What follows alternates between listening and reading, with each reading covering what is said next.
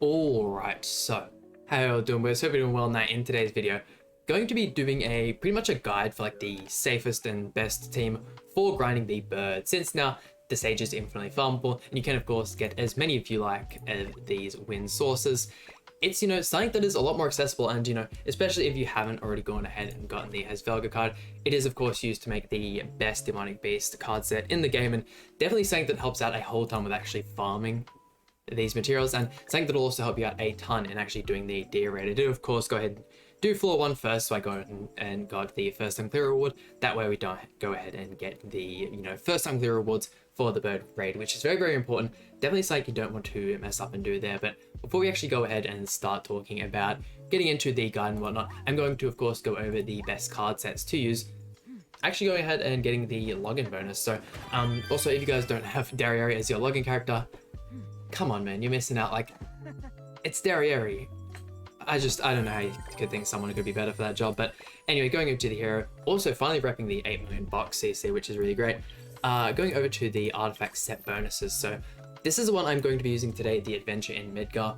It is a free-to-play set. It definitely does work in getting the job done, but there are actually 2 card sets that are even better. I mean, with now the fact that the Miguelda has a Holy Relic, I would say this might be better than the healing card set, but I actually don't have the healing card set. But if we scroll down here it is. If an ally is debuffed from a skill during the enemy's turn, restores 1% of their max HP.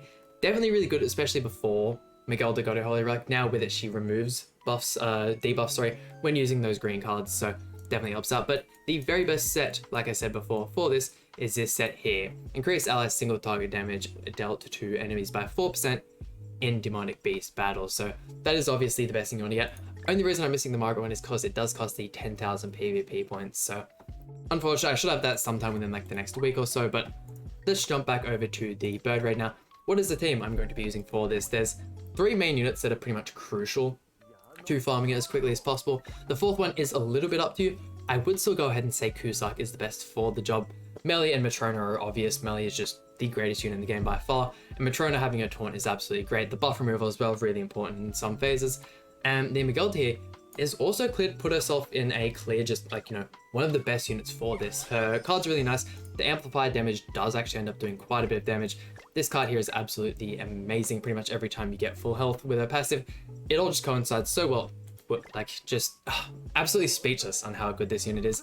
The ultimate here is the Power Strike as well, which is really, really important for actually, finishing that 4th phase of the first floor. So that's really nice there. The passive here, in HRAESVELGR Demonic Beast Battle, every time an ally's remaining HP is full, applies 1 effect on the hero, which increases all stats by 8% for 5 turns, stacking up to 5 times. So once again, helping the amplified damage both her and Meliodas share.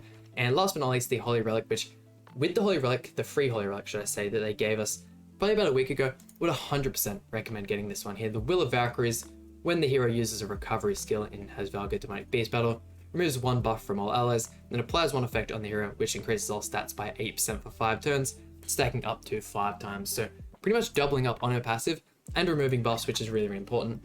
There is I believe it's phase 1 of the 3rd floor, which that is absolutely amazing for. It works so well. But jumping over to the Cusack here, his ultimate is by far one of the strongest ultimates for this activity. I would say even stronger than the one, which is why I would rank him above the one. He also, of course, does have the ultimate reduction, which does work in every single phase of all 3 of the floors. That is really, really nice there. Rocking him on the attack and defense. He does end up taking quite a bit of damage, so you do want to rock him with that there. And the Miguelda will also rocking on the attack and defense. I might actually go ahead and just quickly show all of my gear for the characters before we go ahead and jump into this. Associations isn't anything too crazy. Obviously, you want Melee with Sariel. Matrona, you can swap to Armiel for the Droll, of course, if you like. Miguelda, I'm not too sure why I've got Droll there, but let's jump right into it. At this point, I'm sure most of you guys know how to go ahead and beat all 3 of these floors, but we might as well go ahead and do it again. I actually only have one. Actually, yeah, I think it's only one video on this entire channel of actually going ahead and doing like all 3 of the phases and actually explaining and doing a guide on it. So, I mean, I feel like it is pretty popular to actually go ahead and do content on. So, actually been a hot minute since I've actually grinded this as well. So, trying to think of what I want my starting hand to be. Obviously, every single time possible, you do want to try and go ahead and proc the melee passive. That is the most important thing. Alongside that, you do want to have the melee ultimate, Miguelda ultimate, and Cusack ultimate for the 4th phase. Other than that, you don't really need a whole bunch. If you can save the melee single target cards to get like a level 3, it's fairly easy. It does sound like a whole lot of prep, but you get 4 whole phases to do so, and by that point, like, you're well and truly on your way to be able to do it. Like, it's fairly easy, especially with just how well these characters tank in this first one. Like, this first floor, the first floor isn't really much of a difficulty.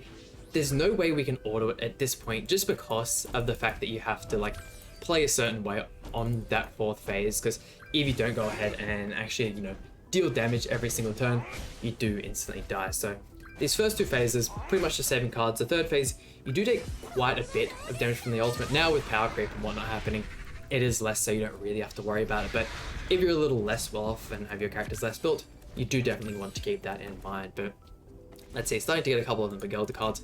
Do this to get a little bit of card draw. We will go 1, 2, and 3, just in case we can get an extra draw. We can get rid of that card. But I mean, at this point, we're like well and truly on our way to having a whole bunch of buffs on all of our characters.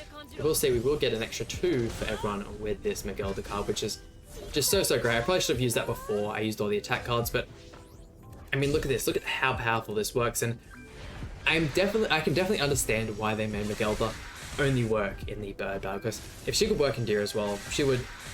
A team like this or something like this, like the Matrona and Melly are still once again like some of the best units for Deer, but if she worked in that as well, it would just be too broken. It should be too valuable, that's for sure.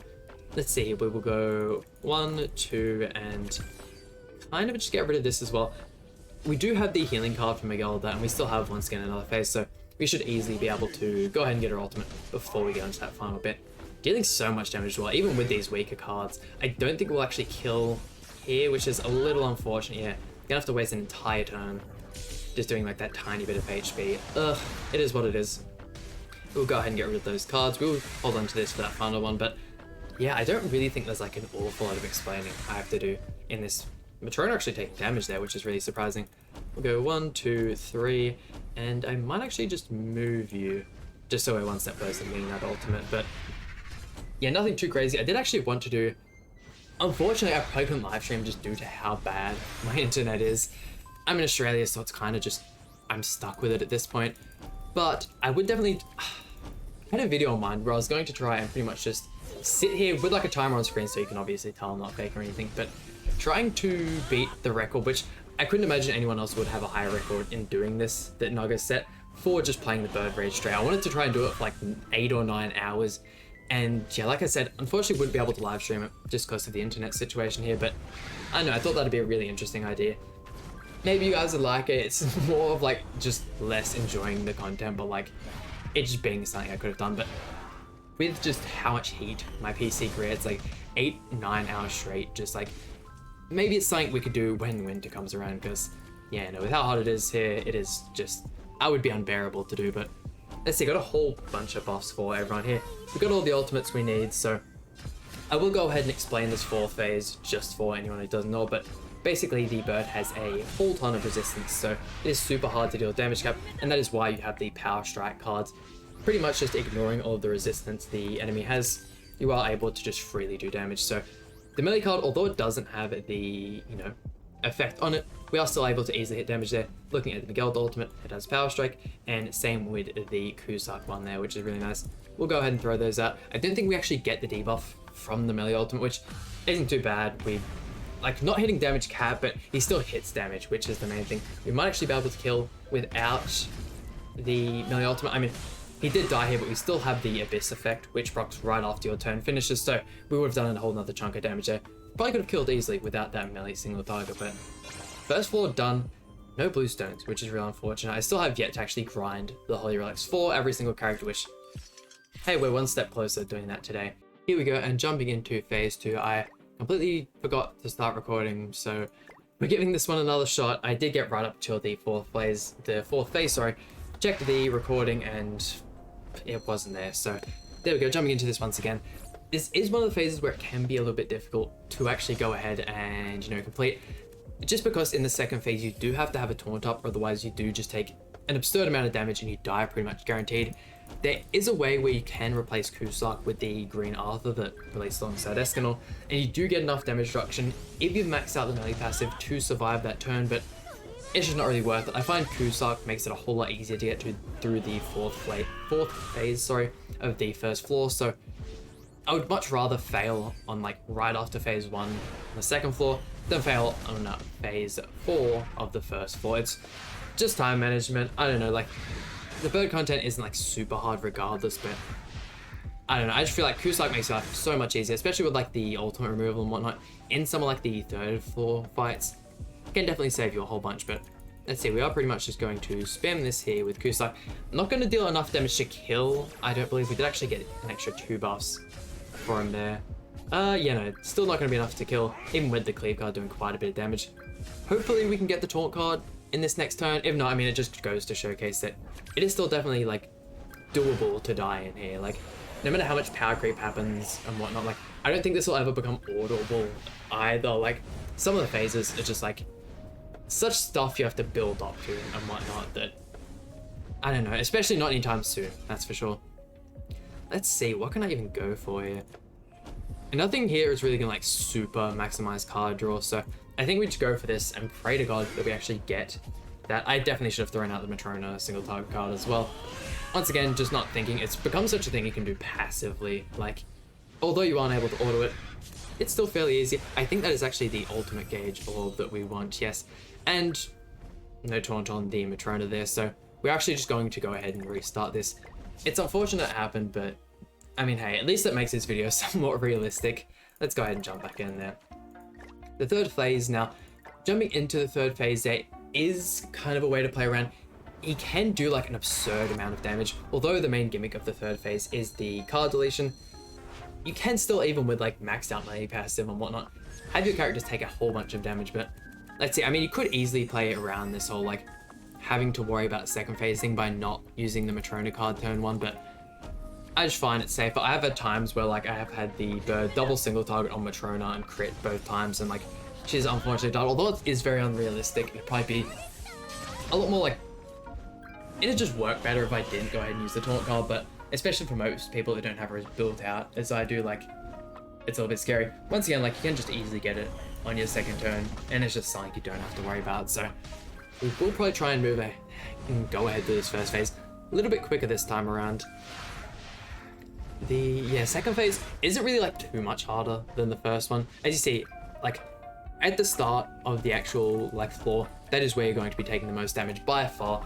But once again, Melee's build up and the fact that he can just help the team out as much as he does by himself is absolutely absurd. In this next turn, we'll actually go ahead and use the Miguel the healing card, get an extra 2 buffs for it. Like, Miguel just plays such a big part in this, and when she initially released, she was by far my like least liked Ragnarok character. But with like, this is one of those characters like the Christmas Awakened Lilia where the Holy Relic just completely made her a new character. It is so absurd what she's capable of doing now. And what do I... Like, what is that? This is actually a joke, man. No way did that happen. You see, sometimes you can just get insanely unlucky. Like, I could have easily, like... No, I ain't even gonna play with you. Trying the second floor once again. Although this floor is definitely so much easier than the third one, it's just one of those things where card RNG and just getting insanely bad luck can happen. It's still something that's gonna happen quite often. That is actually so embarrassing. I'm so embarrassed that we have to actually include that in the video. God damn. Oh well. We're gonna start off, of course, with that card again. Same thing pretty much every single time. It is the same with the deer. I will actually try and get a deer guide in the near future, especially if we have the Festival DN release. There is going to be quite a bit of content to cover around that kind of stuff, so might be a couple days away, but I'm definitely interested in getting that done, especially since we did just have the week reset, so it is something I have to actually go ahead and grind towards. Like, how can you draw so many Q-Slot cards in both of this run and the previous one and still not get like a single Matrona one, even if it was a single target? I don't know, just my card RNG. If this isn't what, like, you know, your typical Demonic Beast HRAESVELGR raid run looks like, this is what mine is. My card RNG, and just my RNG in this game is so goddamn atrocious. Let's go for the healing card right at the end. That way we can probably cut out on just a tiny bit of damage. I feel like even if we did it, they'd still have enough health to survive, but go for that there. I'm super surprised as well that the ultimate reduction actually works on every floor, or every phase on every floor, but once again, just not getting the card I needed. Okay, we can get quite a good card draw in this next turn, getting the 2 Kusark cards to merge, but once again, I don't know. Like, in that last turn as well, I could have easily have used the healing card for the Magelda, and we could have survived that attack, but let's see, we'll go 1, 2, AoE, and actually, no, that was completely wrong. Complete misplay there. 1, 2, 3, and 4, why not? We'll go ahead and waste it. It's no way do I have 3 runs in a row where I have to reset on this second floor. I'm 100% keeping all of them in the video, if that's the case. Because no way, I literally grind bird, like I think it was like 2 weeks ago for several hours straight, and didn't have that many failed runs in a row. Thank God we got it right at the end there, completely saving us. Oh God. 2, and we will go ahead and grab the Miguel card, get her ultimate. Not something that we really need. I suppose you could like really use it in the 3rd phase, but once again, once these first 2 phases are kind of done with, it's pretty smooth sailing. Like I could definitely max out these characters just a little bit more, and that would like completely negate my chance of failing. But with the DNA coming out, you know, it is a festival character. I do want to completely max out all the costumes. I'm saving my cosmetic upgrades there. And my characters are strong enough to get the job done. Like in my own time, I don't really bother too much if I fail a run. Like it's not the biggest, like most annoying thing in the world. Let's see, we're kind of just gonna get rid of these. And one thing I would like to mention as well is with the Magelda passive and the getting full health and getting that extra buff, that can also apply just from like a lifesteal or just getting a certain amount of health at the end of a turn. So sometimes you'll notice where if melee does like a crazy amount of damage with a single target card, he will have the like passive thing apply above his head, and then he will get another buff as well, which of course will be Magelda's. But let's see here. I could very easily kill. Let's go 1, 2, 3, and yeah, why not? We'll use another single target card there. I don't feel like we're gonna do like super, like a crazy amount of damage, but should still get pretty close. Putting like a whole bunch of survivability on the Matrona there is the main thing. And once again, trying to make sure that he is stuck on the HP one. Yeah, this is exactly what we don't want. This is where you're gonna see Matrona takes a whole bunch of damage. Like this single target card will probably do like half her HP. Okay, granted it was a crit as well, but like, is she actually gonna die again here? Oh my God, no way do I get triple single target. And they're all crits, and she just manages to survive. Thank God, straight back to full HP. How is my luck being this bad? We're just gonna merge those. Why not? We're just gonna merge those. Use the 2 single target cards from Kusark and just get onto this next phase. What was that? That is actually absurd. Okay, getting into this final phase. It's easy. Get it out of the way. If you don't have the Kusark, I mean, I'm sure you have the one, but there are other teams you can use. I did really like using Brunhold for a long time in these kind of fights, but I don't know. We're actually going to... Let's see, let's go for this here. I feel like using the skill rank decrease, just because we aren't going to kill in this turn here, especially since there is a 30% damage cap on most of these phases, so that definitely hurts the damage a little bit. I mean, if not, you would just have melee using 3-star single target cards and just completely blitzing through stages, but we can easily kill in the next phase. Matrona is going to take a crazy amount of damage here. Did get a heal card as well, which is really nice, but yeah, look, at this point, like, you're tanky enough. And if you do get bad turns as well, right before the turn ends, and like it kind of like has that like second where it freezes and moves over to the bird's turn, whatever you want to say, you can just go ahead and close the game. I'd usually just Alt 4 on my PC. It does work on phone as well. You can just swipe up and get rid of it, but you can of course restart your turn and kind of like move around some cards, maybe like scope out the amount of damage you're doing and stuff like that. It definitely helps out a whole ton, and pretty much one of the only reasons why I have actually been able to defeat the Deer Raid. Without it, it's just too hard to scope how much damage you're doing. Sometimes you accidentally proc the revive, especially on the 3rd floor. It can just be way too hard, but here we go onto the infamous floor 3 of the bird. Passive's not too... Decrease all enemies crit. Yeah, that definitely hurts a little bit, that final one there, but nothing that's going to like completely stop us from doing the run now. On this 3rd floor, getting revival passives can be a huge bummer. Like, your life is definitely a whole lot easier if you don't get them. But we'll just have to see how it goes. The 3rd phase in this as well can be a little bit difficult, where he has the... Is it this where he has the card deletion? Hold on, I'm actually gonna go check and see, because I actually have it written down in my notes somewhere what all like the bird passives are and whatnot. Let's see, hold on. So yes, the first floor here is where it has the insane damage reduction. Pretty much the only way you can do damage is with the level 2 and level 3 cards, which I actually did remember that one, but whilst I've got the notes up, we might as well explain it. So only hard part about that is the bird applies block. So obviously not being able to use level 2 and level 3 cards, this is where the Miguel the Holy Relic comes into play. The fact that she can remove buffs, or debuffs should I say, also giving us 2 buffs in return, but the fact that we can actually deal damage with those is super good. As you can see as well, the start of the fight is where you're going to be taking the most damage 100% of the time. Let's go for this here. We'll wait until the Miguel deck builds up a couple more buffs before we start using our amplify cards, but the phase 2 is the card deletion, yes, and then the... Okay, so second phase is the card deletion, which is something we definitely want to worry about, and then the third phase is where basically for every turn you survive or the bird survives, he puts a grey debuff on you. These change from turn to turn, so the first one I believe is debuff seal, and it slowly goes on and on and on, and by the 5th turn he attack seals you, and with the fact that they are grey debuffs, they are completely irremovable. You are just stuck with them for the rest of the fight, so definitely not something you want to have happen to your characters. I will actually go ahead and use the Miguel card now, because we've built up quite a few buffs and we should be able to...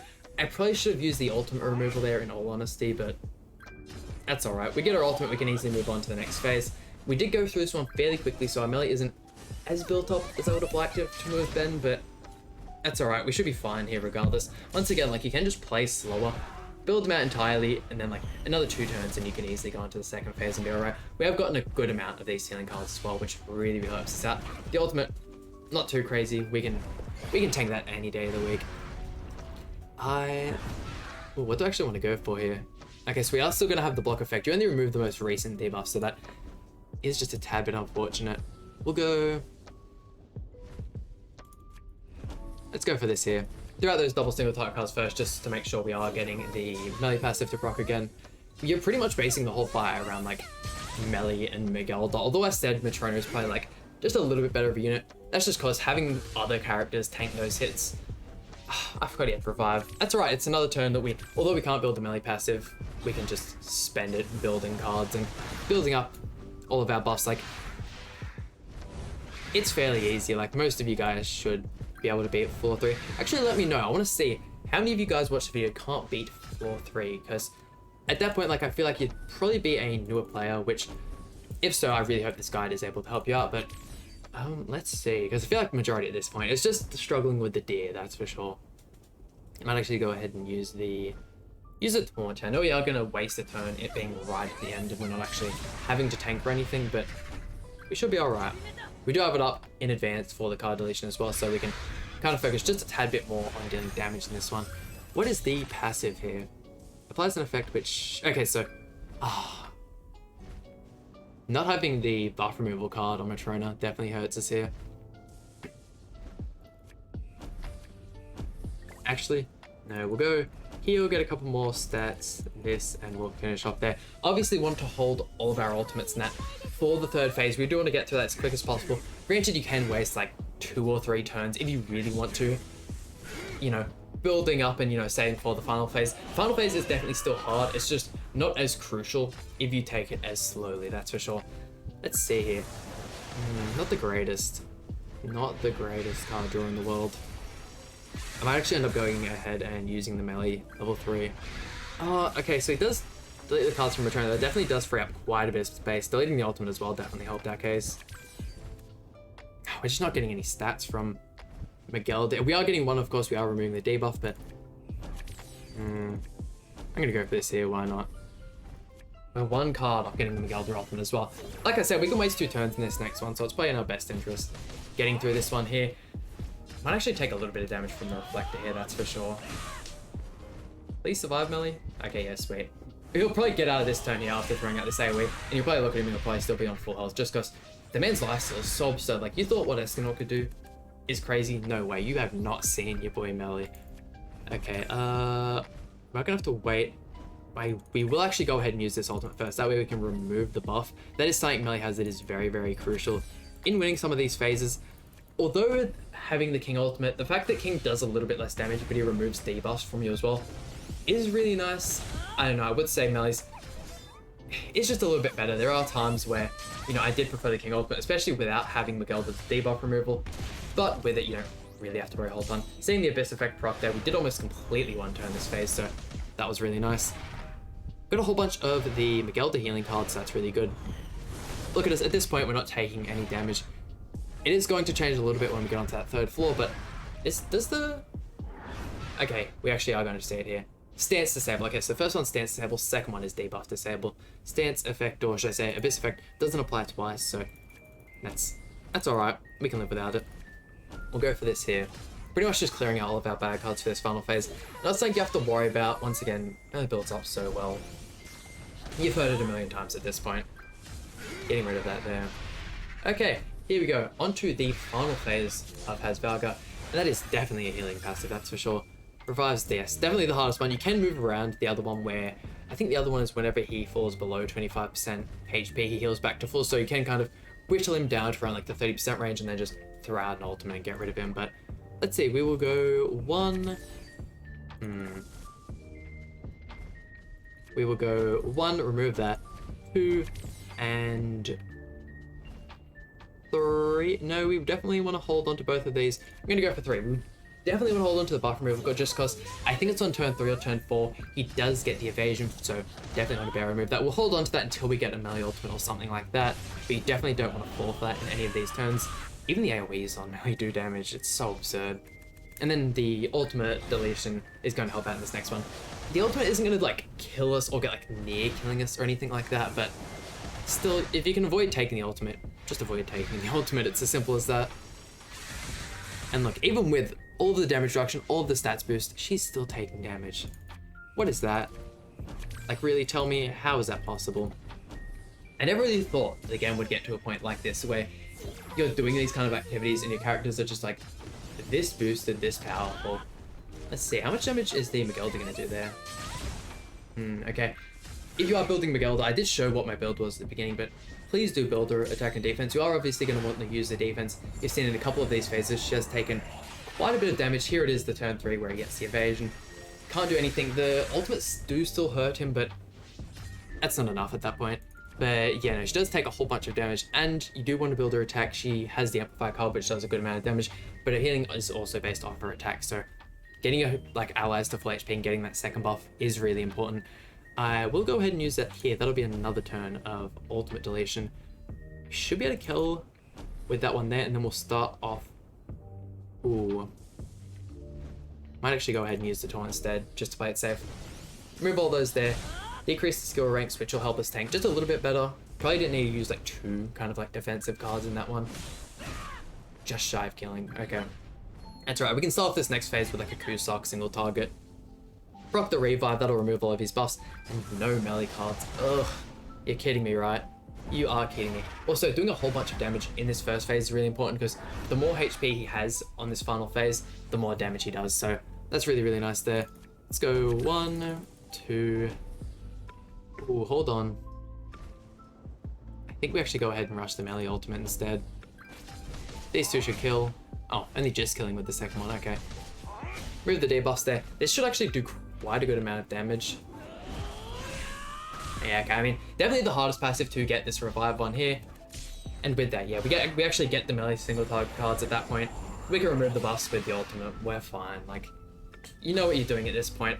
I feel like I've gone ahead and explained the phases fairly casually, but fairly well at the same time. If you guys, of course, do have any questions, by all means, let me know in the comment section down below. But that will pretty much wrap it up. I won't even go ahead and use any cards before that, because the ultimate probably just shy of killing, yeah.